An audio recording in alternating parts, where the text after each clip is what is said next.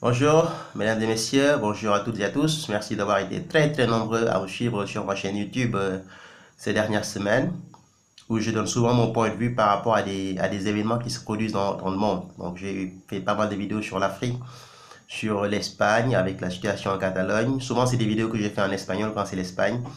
Donc pour ceux qui ne comprennent pas l'espagnol, je suis vraiment désolé et je vais essayer de commencer à faire des sous-titrages pour les Français qui m'envoient parfois des mails et en me disant, écoute, nous on a envie de comprendre ce que vous dites en espagnol, mais malheureusement nous ne comprenons pas l'espagnol.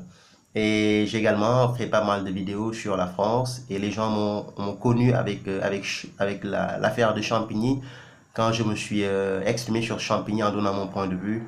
Et puis depuis lors, il y a pas mal de Français qui me suivent, donc je vous remercie de me suivre. Je remercie tous les amis africains également qui me suivent, qui m'encouragent dans le travail que je fais. Et je ne suis pas ici pour provoquer personne, donc que ça soit très clair, moi je ne suis pas dans la provocation. Je suis simplement ici en tant qu'étudiant en médias internationaux, chercheur. Je passe une bonne partie de mon temps à la bibliothèque de Sciences Po Paris. Et en plus de cela, je suis également le fondateur et le rédacteur en chef d'un site internet qui s'appelle Le Courrier du Soir. Et quand on travaille dans le domaine des médias, dans le journalisme, parfois on a besoin également de pouvoir donner son point de vue sur les choses qui se passent dans le monde, en essayant toujours d'être le plus humble possible. Je ne suis pas un spécialiste, je donne ma modeste contribution, mon modeste point de vue par rapport à ce qui se passe. Il y a des spécialistes qui me regardent, qui sont beaucoup plus calés que moi sur les sujets sur lesquels je débat et qui peuvent peut-être apporter un éclairage, voilà, qui peuvent apporter plus que moi dans le débat. Mais j'essaie toujours de donner ma modeste contribution et j'apprends beaucoup également des gens qui m'envoient des messages. Il y en a des gens qui m'envoient des messages et des commentaires sur mes vidéos et j'apprends beaucoup de leurs commentaires parce que souvent c'est des gens qui sont super calés, très pertinents, très corrects et qui n'utilisent pas des gros mots. Il y a aussi d'autres qui insultent, ça fait partie du débat, il n'y a aucun problème. Je ne suis pas ici pour plaire, mais je suis juste ici pour donner mon point de vue. Donc si ça dérange certains, je peux comprendre également que ça soit le cas. Mais en aucun moment, je me réveille le matin en me disant, écoute, je vais faire une vidéo pour provoquer les gens. Je ne provoque personne. Alors aujourd'hui, j'aimerais faire une petite vidéo concernant l'avenir de l'islam en France. Après donc, la prise d'otage qui s'est déroulée près de Carcassonne, à Treves. Alors je ne sais pas si on dit Trèves ou Treves, donc vous allez m'excuser pour cette erreur de prononciation. Donc je vais dire Treves, où on a vu un jeune d'origine marocaine qui s'appelle Redouane Lakdim, donc qui a tué des personnes. Je pense qu'il y a 3 morts.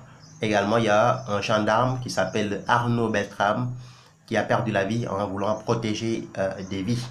Donc, je profite de cette occasion pour lui rendre un vibrant hommage à ce monsieur Beltrame qui a rendu l'âme et qui a donné sa vie en voulant protéger donc des vies humaines.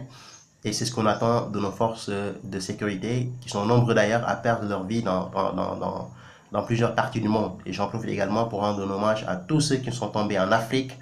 Aujourd'hui, la médiatisation fait qu'on se focalise plus sur les attentats en Occident, mais vous allez au Burkina Faso, vous allez au Nigeria, qui sont des pays qui ont aujourd'hui malheureusement ce phénomène aussi chez eux. Il y a beaucoup de groupes terroristes qui les attaquent. Au nord du Nigeria, vous avez le groupe Boko Haram qui fait des dégâts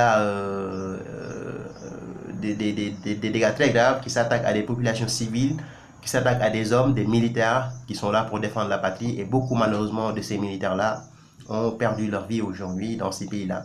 Donc je rends un vibrant hommage à ce monsieur Arnaud Beltrame et à tous les hommes de tenue, militaires, policiers, gendarmes, les sapeurs, pompiers, tous les gens qui ont donné leur vie, qui ont perdu leur vie en voulant sauver des vies.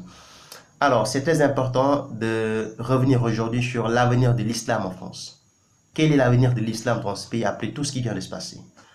On a vu une France qui est devenue aujourd'hui une terre où on a une immigration très forte venant des pays du Maghreb, également de l'Afrique subsaharienne, qui sont majoritairement des pays musulmans. Je suis du Sénégal, le Sénégal est un pays à 95% de musulmans. Le Mali, pareil. Vous avez le Tchad, vous avez tous ces pays-là qui ont une très forte population musulmane. Et je ne parle pas des pays du Maghreb, la Tunisie, l'Algérie, le Maroc, etc. Quand la France reçoit une immigration de masse, il faut dire ainsi, c'est une immigration de masse dans ce pays, Certains ne vont pas être d'accord avec moi, certains vont même insulter en me traitant de bounty, parce que dès que je parle d'immigration de masse et du comportement de certains jeunes en France qui sont d'origine immigrée et qui sont pour la plupart des Noirs ou des Arabes, immédiatement vous avez tous les jeunes qui vous tombent dessus parce qu'ils ne veulent pas entendre ces discours-là, parce que pour eux, un Noir qui dit cela, qui s'attaque à ces jeunes-là est un vendu. Je ne suis pas un vendu, je suis un Africain, fier de l'être, fier d'être un Africain, fier d'être un Sénégalais, fier d'être un Noir et fier d'être un musulman. Et je ne suis pas ici voilà, je ne suis pas un vendu, je donne juste mon point de vue par rapport à ce qui se passe. Alors, la France reçoit énormément de réfugiés, ok, qui viennent des pays du Maghreb, qui viennent de l'Afrique subsaharienne. Ces gens qui viennent en France, ils viennent avec leur culture, ils viennent avec leur religion, et ils sont majoritairement des musulmans. On n'a pas besoin de faire voilà. Allez juste dans certains endroits de la France, dans les banlieues, vous avez une très forte population venant de ces pays-là, ou dans certains endroits de la France, vous allez constater par vous-même que 97% des gens qui viennent de ces pays-là sont des musulmans, qui viennent avec leur culture, qui viennent avec leur religion, qui viennent avec leurs valeurs. Quand ils viennent en France et qu'ils ont du mal à s'intégrer dans la société française, là, ça devient un problème. L'intégration, elle est extrêmement importante pour tout citoyen vivant dans un pays étranger. Que vous soyez sénégalais vivant en France, que vous soyez français vivant en Afrique, que vous soyez africain vivant en Asie, que vous soyez asiatique vivant en Afrique, vous devez vous intégrer dans la société qui vous accueille.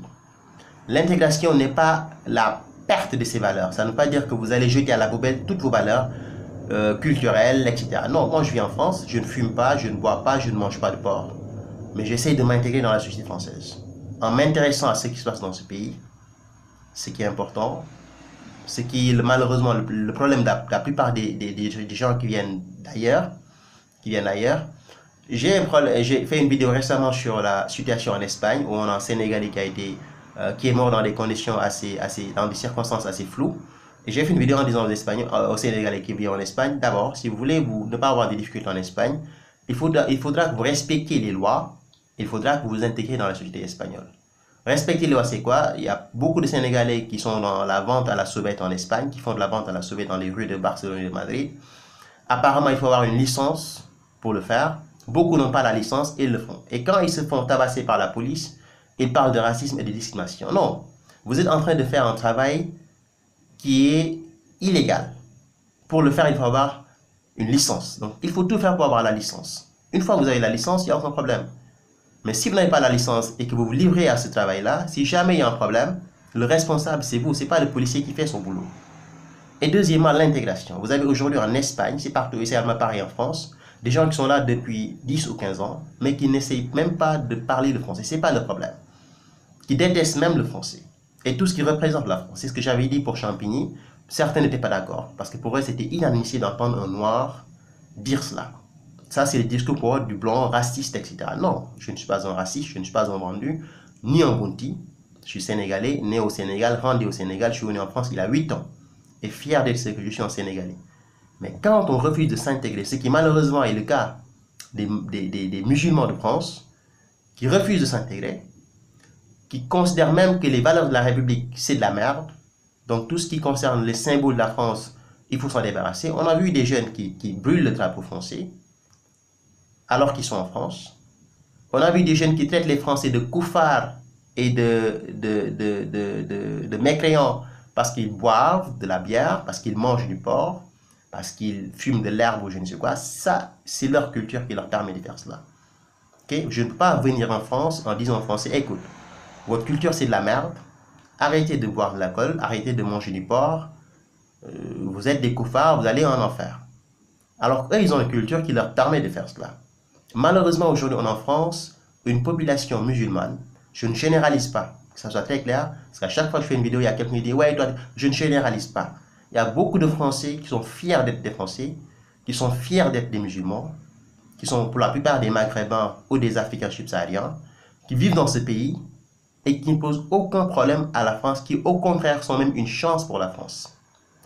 Zinedine Zidane est une chance pour la France. Oumar Sy est une chance pour la France. Teddy Riner est une chance pour la France. Etc. etc. Alors que ces gens que je viens de citer ne sont pas des Blancs, ne sont pas des Européens. c'est des fils d'immigrés. Zidane, je pense qu'il est d'origine algérienne, ses parents sont des Algériens, peut-être que je me trompe. Teddy Riner, je ne sais pas. Omar Sy, il a une origine sénégalaise et mauritanienne, je pense qu'il est sénégalo-mauritanien du côté de ses parents, nés en France, qui ont défendu la France, qui se sont sentis fiers d'être français. Je ne vous demande pas d'aimer la France ou de ne pas aimer la France, ça c'est un autre débat. On peut vivre dans un pays ou ne pas l'aimer. Ça, c'est pas un problème. Mais on est obligé de respecter les valeurs de ce pays-là. On est obligé de respecter les lois de ce pays-là si on veut véritablement ne pas avoir de problème avec la population qui vous accueille. Si on le fait, ça se passe bien, tout se passe super bien. La France, ça fait combien d'années que la France reçoit des migrants venant de ces pays-là? Et bizarrement, c'est ces 10 dernières années qu'on a un problème avec l'immigration. Mais la France reçoit des migrants depuis les années 80, qui sont des subsahariens, qui sont des maghrébins, qui vivent dans ce pays, qui pratiquent leur religion. Mais c'est à partir des années 90 ou 2000 peut-être que l'immigration est devenue un problème. Aujourd'hui, c'est plus qu'un problème. Parce que la France accueille beaucoup d'étrangers sur son territoire, de la même manière que l'Allemagne aussi, et l'Italie et l'Espagne. Dans un contexte économique assez compliqué, vous avez des populations de souche français, allemands, espagnols, italiens qui ont du mal à joindre les deux bouts, qui n'arrivent pas à trouver du boulot, okay, qui sont devenus aujourd'hui l'esclave même des banques, qui ont des prêts à rembourser, etc. Si à cela s'ajoute la présence d'une communauté musulmane qui refuse de s'intégrer et qui vous insulte tous les jours parce que vous ne partagez pas la même religion qu'elle, parce que vous ne partagez pas les mêmes valeurs religieuses qu'elle, ça pose un problème. Et malheureusement, cela est le problème aujourd'hui que la France fait, auquel la France fait face. Si à cela s'ajoutent maintenant ces attentats terroristes, le Bataclan, Nice, l'affaire Mera, Charlie Hebdo et récemment la prise d'otage à Trébès, ça devient infernal. C'est-à-dire aujourd'hui, je vous le dis clairement, 5 attentats du même type que celui de Charlie Hebdo ou du Bataclan, si on en a 5 encore, on est en guerre civile. Si on a 5 attentats du même type que celui du Bataclan ou de Charlie Hebdo, 5 seulement, la France est en guerre civile. Ça, c'est moi qui vous le dis. Aujourd'hui, les Français ont l'impression que l'islam est en danger. Parce que c'est une religion qu'ils ne connaissent pas. C'est une religion que beaucoup d'entre eux n'ont pas étudiée. Donc, ils ont quelques hadiths qui leur viennent par-ci, par-là. Et vous savez très bien que la plupart des hadiths, moi je suis musulman, je suis pratiquant, il y a des hadiths, la plupart des hadiths c'est de la merde. Il y a des gens qui inventent des hadiths qui n'existent même pas. Il y a des gens qui lisent le Coran mais qui l'interprètent très mal. Je ne suis pas un exégète, donc je n'ai pas fait des études d'exégèse pour pouvoir interpréter le Coran. Les musulmans de France doivent faire ce travail-là, surtout ceux qui ont une connaissance assez approfondie du Coran. Faire ce travail-là, essayer de montrer aux Français lambda qui est chez lui et qui sont envahis par des gens qui viennent d'un pays musulman, qui dit que l'islam est en danger. Il faudra que les musulmans qui ont une connaissance de l'islam fassent ce boulot-là. Mais j'ai l'impression que ce n'est pas le problème. Ce qui les intéresse, c'est de se remplir les poches dans les mosquées, ok, et de s'en aller. Aujourd'hui, vous avez des mosquées où il y a des gens qui s'en sortent bien, parce que les mosquées reçoivent des financements. D'où, je ne sais pas. Mais apparemment, dans les mosquées, il y a des gens qui ne se plaignent pas. Donc moi, j'ai arrêté d'aller dans les mosquées depuis longtemps. Je prie chez moi, je pratique chez moi. Les mosquées, je n'y vais plus, parce que j'ai remarqué des choses qui, à mon avis, posent un problème. Donc, ils n'ont pas fait ce travail qu'il fallait faire pour montrer aux gens, aux Français lambda, que l'islam n'est pas le danger. Ils n'ont pas fait. Et je me demande même s'ils ont intérêt à le faire, parce que ce n'est pas le problème. Ce qui les intéresse, c'est ce que je viens de dire tout à l'heure. Se remplir les poches, avoir une belle voiture, avoir une belle maison, envoyer ses enfants dans les meilleures écoles privées de la France, et puis avoir son passeport diplomatique. Voilà, c'est ce qui les intéresse. Et je m'adresse à certains musulmans de France, qui aujourd'hui sont les premiers à crier au racisme dès qu'on s'attaque à leur religion. Dès que vous dites du mal de l'islam, au lieu de faire des vidéos pour sensibiliser les gens et essayer de tendre la main à la France européenne qui n'a aucune connaissance de l'islam, pour lui dire, écoute, voici l'islam en lui donnant tous les arguments qu'il faut, ils ne le font pas, tout ce qui les intéresse, c'est autre chose. L'islam, en France, l'image de l'islam s'est dégradée ces dernières années. Et aujourd'hui, l'islam est devenu clairement un ennemi pour les Français. Et ça, il faut avoir le courage de le dire. Arrêtons de se voiler la face. Non, les Français n'ont pas compris. C'est-à-dire, si on leur explique, oui, mais pendant plus de 20 ans, ceux qui étaient censés faire ce travail-là n'ont pas fait. On les a vus dans les chaînes de télé parler de l'islam et d'une religion de paix. Moi, je considère que c'est une religion de paix parce que je suis musulman pratiquant. Je suis né dans un pays où il y a 95% de la population qui est musulmane. J'ai jamais entendu parler d'un attentat terroriste au Sénégal. Alors que vous avez une population sénégalaise qui est majoritairement très pratiquante, mais également vous avez des jeunes de moins de 10 ans qui ont mémorisé le Coran. Les attentats terroristes, il n'y en a pas beaucoup au Sénégal. Donc, tout d'un coup, on a des attentats terroristes qui débarquent en France, qui arrivent sur le sol français et qui visent principalement des Français. Donc, ceux qui meurent dans ces attentats-là, pour la plupart, c'est des Français de souche, blancs, qui n'ont aucun problème avec l'islam et qui, tout du jour au lendemain, se retrouvent dans un cercueil parce qu'ils ont été victimes d'un attentat terroriste. Alors, quand on en arrive là, les Français ont la légitimité de se poser des questions. Le fait que la France soit un pays qui accueille beaucoup de migrants est déjà un problème, parce que quand on a une immigration qui n'est pas contrôlée, ça pose des problèmes. L'immigration dans tous les pays du monde, et dans tous les pays qui ont une souveraineté, doit être contrôlée. Il faut permettre à ce que les gens viennent, mais il faut aussi permettre à ce que les gens qui viennent puissent s'intégrer. Et pour que cette intégration puisse avoir lieu, il faut avoir un nombre limité de personnes qui arrivent. Mais si on a des centaines de milliers qui débarquent tous les mois, évidemment, ça pose des problèmes. Et malheureusement, c'est ce qu'on a en France, et non pas seulement en France, mais en Allemagne et dans d'autres pays. Aujourd'hui, j'étais en train de regarder une vidéo très intéressante la semaine dernière sur Internet. C'est un politologue qui disait que l'Allemagne risque d'avoir des problèmes très sérieux dans les années à venir parce qu'elle est tombée dans un piège. Le piège, c'est quoi? C'est que l'Allemagne a accepté d'accueillir sur son sol 1 million de réfugiés. Et qu'est-ce qui se passe? Quand vous accueillez autant de réfugiés, ça va créer des guerres entre les peuples à la longue. Je ne sais pas quel est le cas de l'Allemagne aujourd'hui, mais en France, pour moi qui vis dans ce pays depuis 8 ans, je sens venir cette guerre. Cette confrontation entre les peuples, entre les musulmans et les Français autochtones, je la sens venir. Parce que tous les jours, vous avez des attentats terroristes, et à chaque fois qu'on vous donne des noms de suspects, il se trouve que la plupart des suspects sont toujours des musulmans. On a pour la prise d'otage de Carcassonne, on a Ridwan Lakdim, on dit que c'est un musulman, c'est un Marocain d'origine.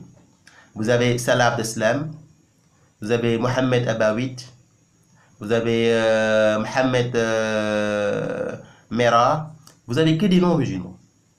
Alors, si vous avez que des noms musulmans, dans un pays qui s'appelle la France, où vous avez une population autochtone qui n'est pas musulmane, qui est catholique ou athée, qui a sa façon de voir les choses, lui, il va finir par penser, cette population va finir par penser que le danger, c'est les gens qui viennent chez nous. Et ils ont raison de le dire. Ils ont raison de dire, écoute, nous, on est en problème avec l'islam, parce que l'islam veut nous exterminer. Alors qu'on sait très bien que derrière ces attentats terroristes, il y a une manipulation. Il y a des gens qui sont derrière.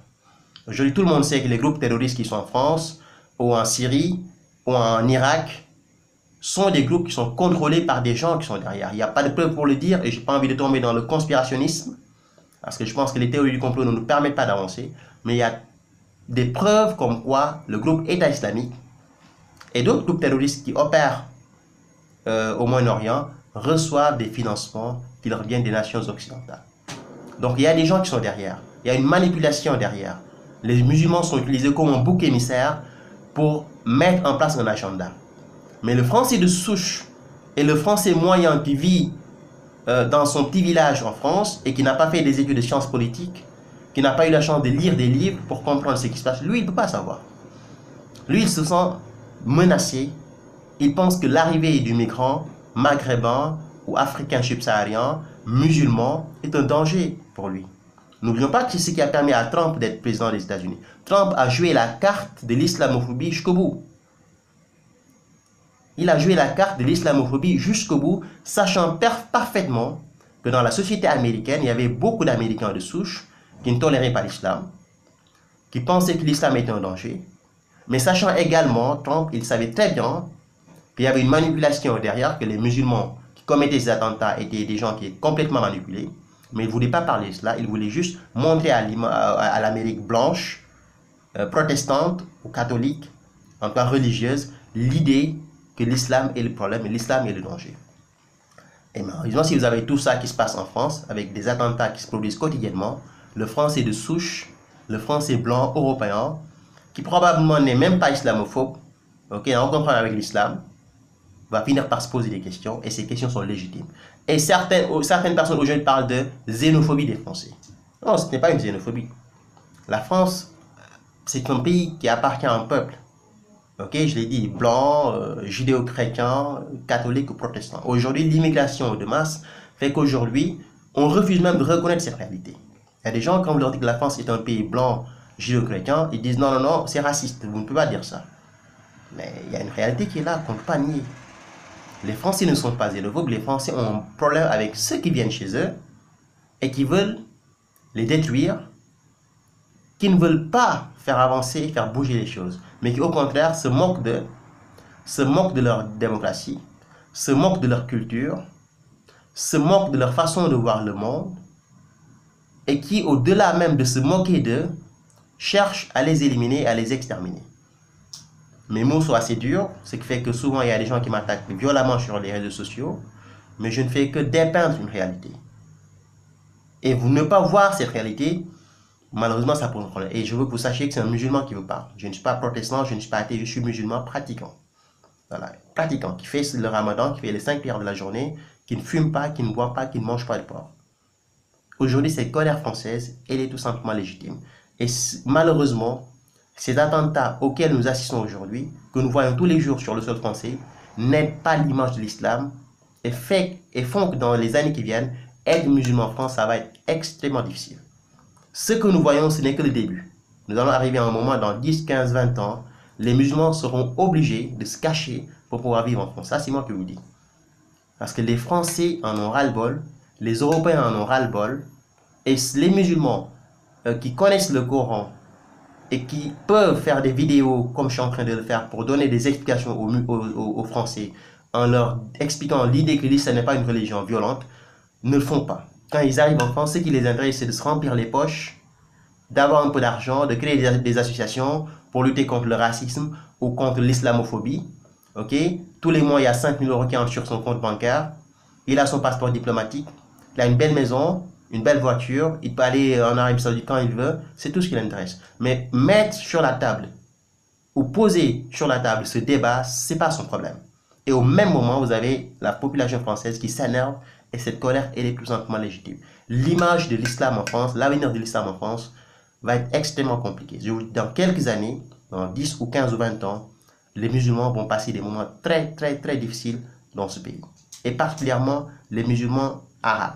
Ils vont vivre vraiment le calvaire et ils vont être stigmatisés partout où ils vont, alors que malheureusement, ils ne sont que la victime d'une manipulation qui les dépasse d'ailleurs, qui les dépasse. Alors, aujourd'hui également, j'aimerais parler rapidement du travail des services de renseignement. On a parlé du jeune Mohamed Lakdoum, qui a été donc le commanditaire des attentats de Trèbes, donc la prise en otage de Trèbes. On dit qu'il est des fichiers S. Alors, ce qui est intéressant, c'est qu'aujourd'hui en Occident, on a des fichiers S qui se baladent librement. J'avais fait une vidéo en 2015, après les attentats du Bataclan, disant que les services de renseignement doivent rendre des comptes à la population, au peuple. Aujourd'hui, on a des fichiers S qui se baladent tranquillement en France, qui entrent dans les supermarchés, comme tout le monde, qui prennent le transport commun comme tout le monde, qui prennent le train, le TGV ou le TER pour aller d'une ville à l'autre comme tout le monde, qui entrent dans des boîtes de nuit comme tout le monde. Alors que c'est des gens qui doivent être surveillés quotidiennement par les services de renseignement. C'est comme si quelqu'un venait dans un village et il jette des lions en disant, alors, faites ce que vous voulez. Les lions qui dévorent les gens, tuent les gens, ils font ce qu'ils veulent, et après on dit, c'était une erreur, on s'est trompé. C'est-à-dire, quelque part, j'ai l'impression qu'on utilise les fichiers S comme moyen d'arriver, de mettre en place un agenda. Ça n'a aucun sens le travail de ces services de renseignement. Je suis désolé de dire, j'ai beaucoup de respect pour la DGE, j'ai beaucoup de respect pour la CIA, le FBI, le Mossad, etc., qui sont en train de faire leur boulot peut-être. Mais aujourd'hui, le travail des services de renseignement me paraît assez louche. Je suis désolé de le dire, mais ce travail des services de renseignement, c'est un travail que je ne comprends pas du tout. Déjà, le monsieur est un fichier S. Donc, ils se baladaient tranquillement.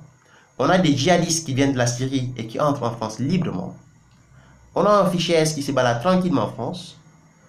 En plus, il n'est même pas français, il est marocain. Qu'est-ce qu'il a à foutre dans ce pays d'ailleurs? Quand une personne qui n'est pas française pose un problème à la France, qu'est-ce qu'on fait? Mais on le ramène chez lui. Ça, c'est... On n'a même pas besoin d'être un politologue ou d'être un ministre de l'Intérieur ou d'être un président de la République pour comprendre cela. Vous n'êtes pas chez vous, vous foutez le bordel, on vous amène chez vous. Aujourd'hui, on a un fichier S, radicalisé dans les prisons. Les services de renseignement n'ont pas fait le travail qu'ils avaient à faire, c'est-à-dire ils n'ont pas surveillé le mec comme il devait se faire. Et aujourd'hui, le mec a créé une situation qui aujourd'hui fait que l'islam en pâtit une nouvelle fois. C'est compliqué. C'est compliqué. Qu'est-ce qu'il faut faire? Je n'ai pas de solution. Moi, je n'ai que des constats à faire. Les solutions, c'est ceux qui dirigent qui les ont. Et je ne suis pas ici pour donner des solutions. Quand j'en aurai, je la partagerai avec vous. Mais pour l'instant, je pense que la situation elle est très compliquée. Très compliquée. Les services de renseignement ne font pas le travail qu'ils ont à faire. Les musulmans qui connaissent le Coran ne font pas le travail qu'il fallait faire pour sensibiliser les Français et leur donner une image positive et un peu d'espoir. Ils ne le font pas. Et vous avez des voyous qu'on utilise, qu'on manipule pour mettre en place un agenda. Et voilà l'avenir de l'islam. On a dans les années à venir un pays qui s'appelle la France où être musulman va être très compliqué, où être musulman va être très difficile. Et quelque part, cette légitimité, cette colère légitime du Français blanc européen se comprend et elle est tout à fait légitime parce qu'il est chez lui et il veut vivre en paix. Et malheureusement, ceux qui viennent en masse ne lui apportent pas cette paix dont il a besoin. Au contraire, ils ne font que lui causer des ennuis. L'islam de France, dans les années à venir, va être un sérieux problème pour la République. Un très sérieux problème pour la République. Et tous les musulmans qui vivent dans ce pays doivent aujourd'hui se préparer parce que dans 20 ou 30 ans, ils vont vivre le calvaire ici. Je ne le souhaite pas. Je souhaite que les choses passent mieux. Et je souhaite qu'on puisse tous vivre en harmonie et en paix. Et voilà. Mais je ne suis pas malheureusement la personne la mieux placée pour proposer des solutions parce que je ne suis pas l'exécutif. Je ne dirige pas la France. Je ne dirige pas non plus les pays d'où ces gens-là sont issus. Je suis un simple citoyen qui donne son point de vue, qui se trompe plusieurs fois, mais qui essaie d'apporter quelque chose de débat. Merci à toutes et à tous. Bon dimanche et à très bientôt. Salam. Au revoir.